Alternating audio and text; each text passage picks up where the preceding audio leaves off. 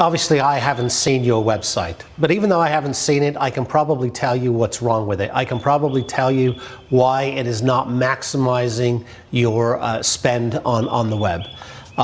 First place to look, does every headline on your website, on every page, promise the customer a customer-centric benefit? So on every page they click, there should be a customer-centric benefit there, and almost always that's not the case.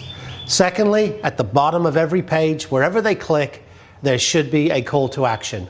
Call now, click here, email Joe, whatever it is, there should be a call to action. And on 99% of websites I go to, that's not there. Next, there should be testimonials. If you have, you should have testimonials on every page, talking about different aspects of your product or service. At the bottom of every page, or even the top of every page, you could have a testimonial talking about the quality of your product, the quality of your service, the quality of the options. You know, you should have testimonials on every page. And most importantly of all, you should have proper sales pitches on every page. And there's a lot of debate about this. People don't want too many words, this or that. I always go for long copy. The more you tell, the more you sell. There are a lot of people that will tell you that's not true, and very few of those people ever spent their own money or ever made millions of dollars in their own business have I had, because I am going to do what is going to make me the most money when I'm spending my money. And in all the tests I've ever done, long copy outsells short copy. Because when people are interested in a product or service, they want to know more, not less. The number one complaint of people on the website is when they find the company or product they're looking for, there's not enough information about the product or service.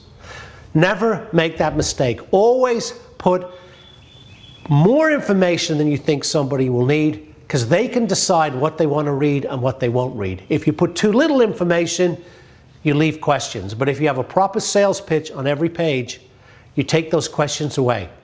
That means you have a beginning, a middle, an end, testimonials, call to action, and benefits.